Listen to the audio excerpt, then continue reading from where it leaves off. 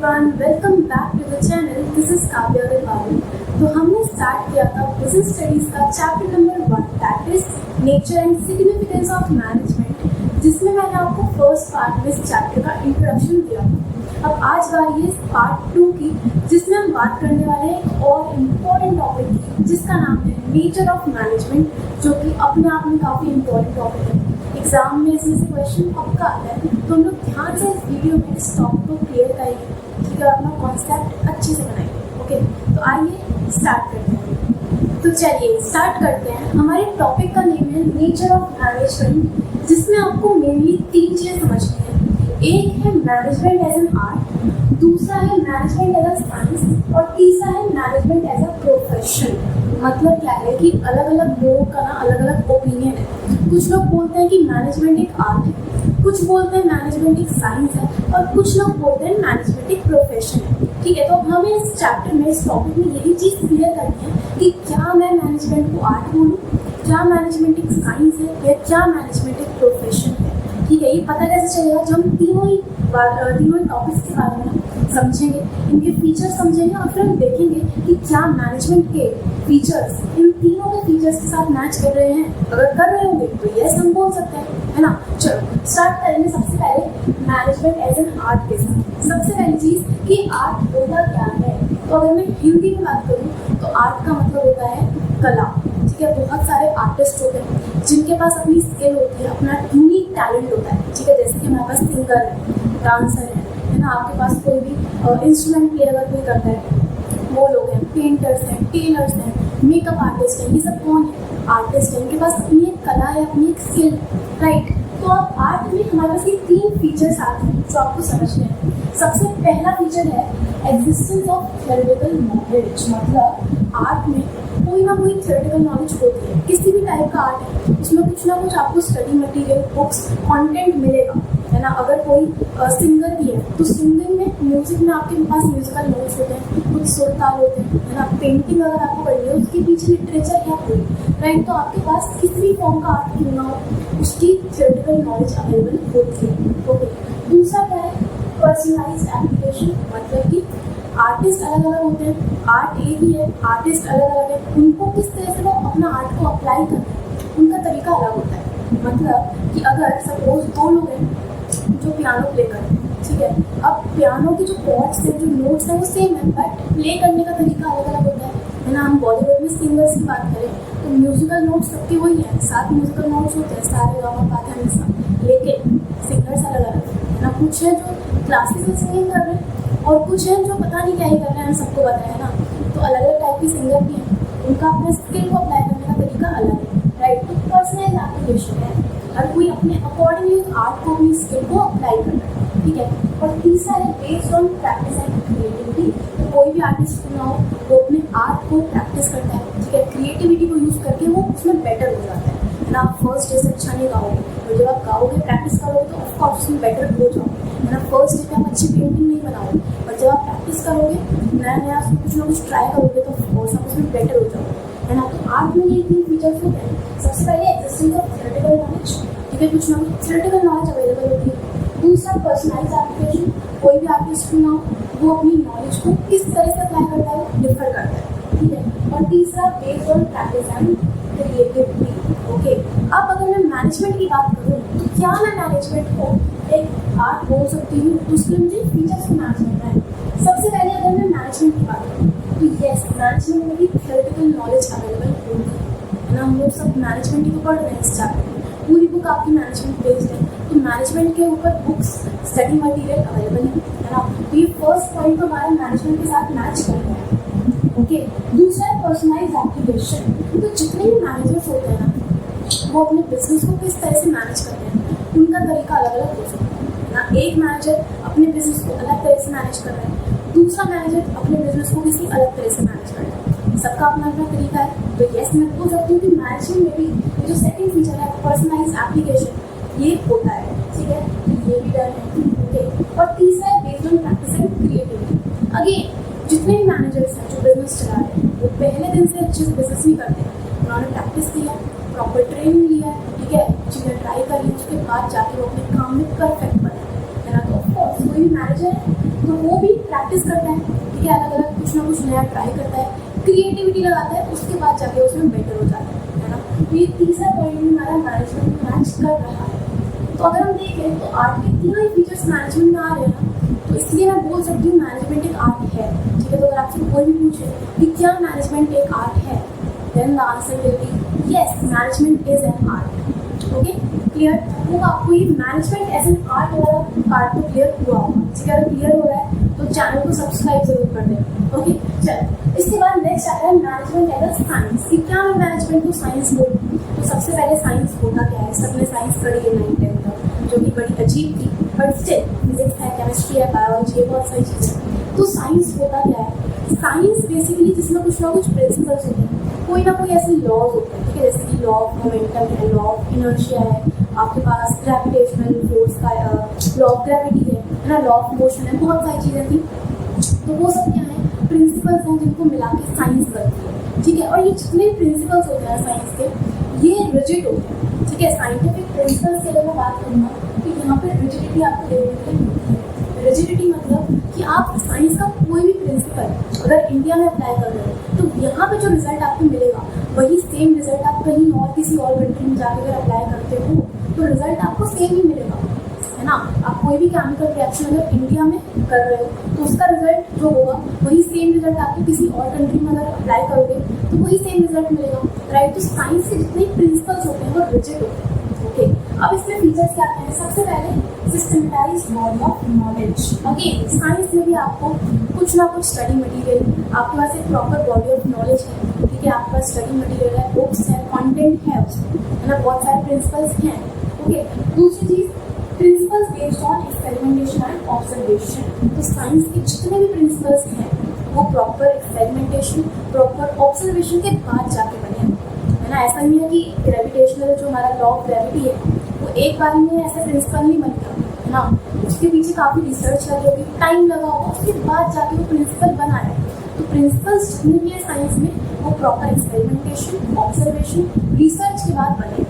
Okay, और तीसरी चीज़ है यूनिवर्सल वैलिडिटी। तो यूनिवर्सल वैलिडिटी वही सेम पॉइंट मैंने जो आपको ऑलरेडी बताया कि जितने भी साइंस के प्रिंसिपल्स हैं वो यूनिवर्सल वैलिड है ना। हर जगह आपको सेम रिजल्ट, सेम आउटपुट देखने के लिए मिलता है। ओके, अगर इंडिया में हाइड्रोजन प्लस ऑक्सीजन वाटर बन रहा है तो किसी और कंट्री में अगर आप देखोगे तो वहाँ पर भी आपको वाटर ही मिलेगा, ठीक है। तो यूनिवर्सल वैलिडिटी यहाँ पे देखने के लिए मिलती है। ओके, अब अगर हम मैनेजमेंट की बात करूँ तो क्या मैनेजमेंट एक साइंस है? तो सबसे पहले systemised body of knowledge. Yes, management में आपके पास प्रॉपर बॉडी ऑफ नॉलेज है, थ्योरेटिकल नॉलेज अवेलेबल है जो हम पढ़ रहे हैं, है ना। तो ये वाला पॉइंट तो मैच हो गया। ओके, दूसरा है principle based on experimentation and observation. तो अगर मैं मैनेजमेंट की बात करूँ, मैनेजमेंट में भी बहुत सारे प्रिंसिपल्स होते हैं जो आप अपने सेकेंड चैप्टर में पढ़ोगे, ठीक है, जो कि ऑफकोर्स प्रॉपर एक्सपेरिमेंटेशन, ऑब्जर्वेशन के बाद ही बने। लेकिन फर्क इतना है कि मैनेजमेंट के प्रिंसिपल्स आप ह्यूमन्स पे अप्लाई करते हो, लोगों पे अप्लाई करते हो, ठीक है। और लोगों का जो नेचर है ना वो चेंज हो जाता है ना। तो सेकंड पॉइंट तो मैच कर रहा है कि प्रिंसिपल्स में ऑफकोर्स आपको मैनेजमेंट भी देखने के लिए मिलते हैं प्रिंसिपल्स, ठीक है। लेकिन मैनेजमेंट के प्रिंसिपल्स यूनिवर्सली वैलिड नहीं है। रीज़न क्या है कि आप मैनेजमेंट के प्रिंसिपल्स ह्यूमन बींग्स पर अप्लाई करते हो और उनका नेचर प्रिडिक्ट कर पाना इम्पॉसिबल है ना। ह्यूमन बिहेवियर हर पॉइंट पे चेंज होता है। ऐसा नहीं है कि आपने इंडिया में अगर एक पर्सन पे कोई मैनेजमेंट का प्रिंसिपल अप्लाई किया तो आपको जो रिजल्ट मिला ज़रूरी नहीं है कि आप किसी और बंदे पे अगर वही सेम मैनेजमेंट प्रिंसिपल अप्लाई करते हो तो आपको सेम रिजल्ट मिलेगा। ऐसा कोई भी कंपल्शन नहीं है, क्योंकि ह्यूमन बिहेवियर अलग अलग होता है, माइंड सेट अलग है ना। अभी हो सकता है कोई इंसान आपसे अच्छे से बात कर रहा है, नेक्स्ट मोमेंट हो सकता है कि आपकी उससे लड़ाई हो जाए। तो ह्यूमन बिहेवियर आप प्रेडिक्ट नहीं कर सकते, इसीलिए मैनेजमेंट के जितने प्रिंसिपल हैं वो यूनिवर्सली वैलिड नहीं होते। ओके, तो मैं बोल सकती हूँ कि यहाँ पे साइंस में कुछ चीज़ें तो हाँ मैनेजमेंट में आपको देखने के लिए मिलेगी, पर ये जो लास्ट वाला पॉइंट है यूनिवर्सल वैलिडिटी, ये मैनेजमेंट में आपको कहीं ना कहीं मिसिंग मिलेगा। इसीलिए हम मैनेजमेंट को एग्जैक्ट साइंस नहीं बोलते, हम मैनेजमेंट को एक इनएग्जैक्ट साइंस बोलते हैं, ठीक है। इन एग्जैक्ट साइंस, ठीक है। मैनेजमेंट एक इनएग्जैक्ट साइंस है, एग्जैक्ट साइंस नहीं है, या फिर मैं बोल सकती हूँ सोशल साइंस, ठीक है। क्लियर? ओके, मैनेजमेंट आर्ट है, मैनेजमेंट एक इनएग्जैक्ट साइंस है। ओके, अब तीसरा आता है management as a profession. Profession क्या है? हम बात करते हैं प्रोफेशनल्स की। प्रोफेशनल्स वो लोग हो गए जिनके पास पर्टिकुलर फील्ड में नॉलेज हो, स्किल हो, प्रॉपर ट्रेनिंग हो, क्वालिफिकेशन हो, वो सब हमारे प्रोफेशनल्स में आते हैं। ठीक है, जैसे कि आपके पास सीए है, ठीक है, डॉक्टर है, ओके, टीचर्स हैं, इंजीनियर्स हैं, आर्किटेक्ट्स हैं, ये सब किसमें आते हैं हमारे पास? प्रोफेशनल्स। ओके, अब इसमें क्या क्या चीज़ें हैं? सबसे पहले existence of theoretical knowledge. Of course अगर आप किसी प्रोफेशन की बात करें तो थ्योरेटिकल नॉलेज तो होती है ना, पढ़ाई तो करनी पड़ती है ना। तीसरी चीज़ है रेस्ट्रिक्टेड एंट्री। रेस्ट्रिक्टेड एंट्री मतलब कि अगर आपको किसी प्रोफेशन में जाना है तो उसमें आपको कुछ ना कुछ टेस्ट क्लियर करना पड़ेगा। ठीक है, एंट्रेंस टेस्ट होता है, कोई ना कोई आपको इंटरव्यू क्लियर करना पड़ेगा, उसके बाद जाके आप उस प्रोफेशन में एंट्री ले सकते हैं। अगर सीए करना है तो सीए फाउंडेशन देना पड़ेगा, है अगर लॉयर बनना है तो एलएलबी करना पड़ेगा। तो क्वालिफिकेशन है, ठीक है, that is restricted entry. Okay, कोई भी ऐसी एंटर नहीं कर सकता। तीसरी चीज़ है प्रोफेशनल एसोसिएशन, मतलब कि हर एक प्रोफेशन की अपनी प्रोफेशनल एसोसिएशन होती है। प्रोफेशनल एसोसिएशन का मतलब कुछ लोग मिलके एक ग्रुप, एक बॉडी बनाते हैं, एसोसिएशन बनाते हैं, जो इस प्रोफेशन के रिगार्डिंग सभी रूल्स एंड रेगुलेशंस बनाते हैं। ठीक है, वो होता है हमारा प्रोफेशनल एसोसिएशन। जैसे कि सीए के केस में आईसीएआई ये बॉडी है, ठीक है, लॉयर्स के लिए BCI, bar council of India, ये प्रोफेशनल एसोसिएशन है। ठीक है, इसके बाद नेक्स्ट है ethical code of conduct. Ethical code of conduct मतलब रूल्स एंड रेगुलेशंस। तो जितने प्रोफेशनल्स हैं, जितने प्रोफेशन हैं, उनकी अपनी प्रोफेशनल एसोसिएशन होती है जो कि उस प्रोफेशन के लिए प्रॉपर कोड ऑफ कंडक्ट बनाते हैं कि कैसे आपको काम करना है अगर आप इस पर्टिकुलर प्रोफेशन में हो। ठीक है, और लास्ट आता है सर्विस मोटिव, मतलब एक प्रोफेशनल से ये चीज़ एक्सपेक्ट की जाती है कि आप सोसाइटी को सर्व करने के लिए काम करो। डॉक्टर्स इस तरह से काम करें कि वो प्रॉपर ट्रीटमेंट दें अपने पेशेंट्स को, है ना, पैसों के चक्कर में ना पड़े, बट आपको सोसाइटी को सर्व करना है, that is service motive, right. ठीक है, अब अगर मैं मैनेजमेंट की बात करूँ तो क्या मैनेजमेंट एक प्रोफेशन है? चेक करते हैं। सबसे पहले एग्जिस्टेंस ऑफ थ्योरेटिकल नॉलेज। बिल्कुल, मैनेजमेंट में थ्योरेटिकल नॉलेज है, हमने देख लिया ऑलरेडी, तो ये पॉइंट तो मैच हो रहा है। उसके बाद नेक्स्ट है रेस्ट्रिक्टेड एंट्री। तो क्या मैनेजमेंट में एंट्री रेस्ट्रिक्टेड है? सोचते हैं, देखो अगर आपको किसी भी कंपनी का मैनेजर बनना है या आपको बिजनेस स्टार्ट करना है तो उसमें ऐसा कोई नहीं है कि आपको एमबीए चाहिए होगा तभी आप एंट्री ले सकते हो, ऐसा कुछ भी कंपल्शन नहीं है ना। तो रेस्ट्रिक्टेड एंट्री तो नहीं है, तो ये पॉइंट तो मैच नहीं होगा। हो सकता है आने वाले टाइम में कुछ ना कुछ इस तरह की चीज़ें हो, है ना। बहुत सी कंपनीज बोलती है कि आपको ये पर्टिकुलर आपके पास डिग्री या सर्टिफिकेशन होना चाहिए, बट कंपल्शन नहीं। ठीक है, ये पॉइंट मैच नहीं होगा। इसके बाद तीसरा प्रोफेशनल एसोसिएशन।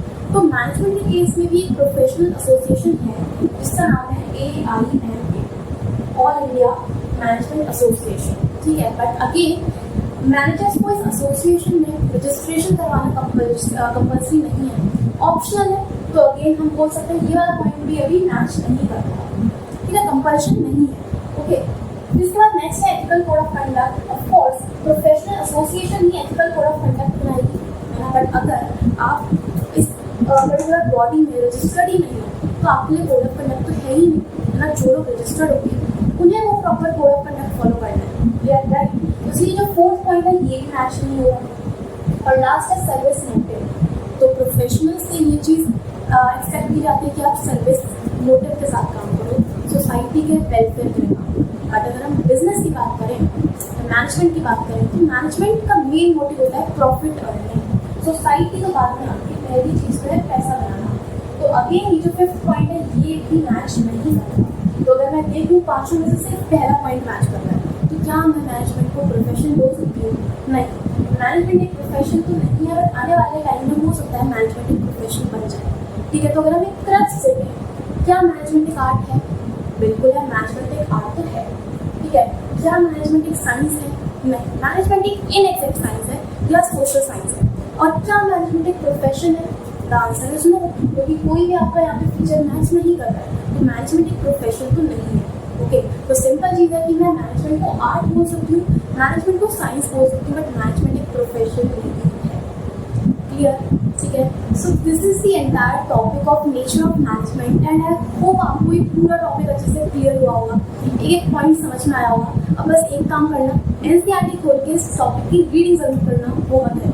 ठीक है, इस वीडियो में हम इतना ही रखते हैं। अब आपके पास इस चैप्टर में से 2 टॉपिक्स बचे हैं, एक तो लेवल्स ऑफ मैनेजमेंट और दूसरा हमारा कोऑर्डिनेशन, जो कि हम नेक्स्ट पार्ट में कंप्लीट करेंगे और आपका चैप्टर भी डन हो जाएगा। ओके, तो मिलते हैं नेक्स्ट वीडियो में।